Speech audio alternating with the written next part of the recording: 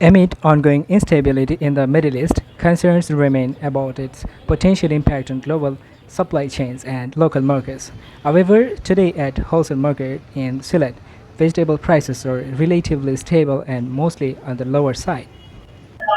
এখন আমদার সবজির দাম হইলো আমদানির উপরে মনে করেন কমতি বাড়তি বিশেষ করে এগুলো বেশি করে।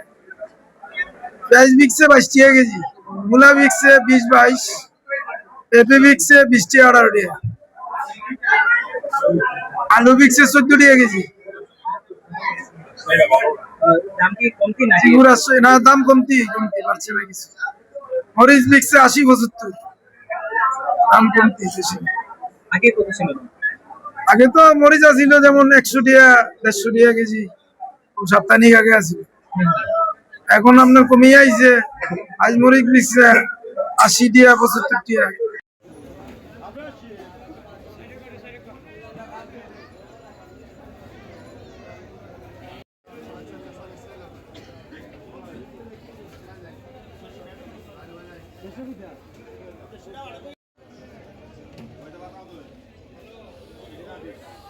আজকে মরিচের কেজি 70 টাকা, 70-75।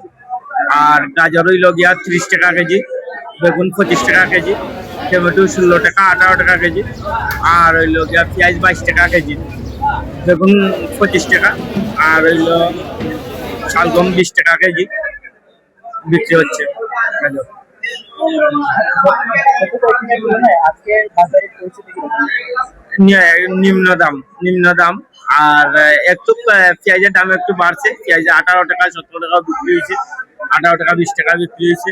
মরিচের দাম কমছে, মরিচ 100-150 পর্যন্ত বিক্রি হয়েছে। আজকে আমরা 70 টাকা 80 টাকা, গতকালকে 80 টাকা বিক্রি হয়েছে, আজকে 70 টাকা বিক্রি হয়েছে। Potatoes are being sold at 12 taka per kg, while onions are priced at 22 taka per kg. Green chilies are selling between 70 and 80 taka per kg, showing a significant drop compared to previous week.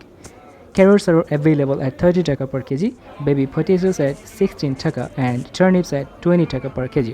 Tomatoes are being sold at 18 taka and brinjals at 25 taka per kg. Cauliflower is priced at 30 taka per kg, while cabbage remains affordable at just 10 taka per kg. Papaya is selling at 30 taka per kg, beans at 23, and cucumbers at 40 taka per kg. Meanwhile, coriander leaves are being sold at 40 taka per bundle. Despite global uncertainty, Sylhet's wholesale vegetable market is currently experiencing a comparatively steady flow of supply, keeping most essential items within an affordable range of traders and consumers alike.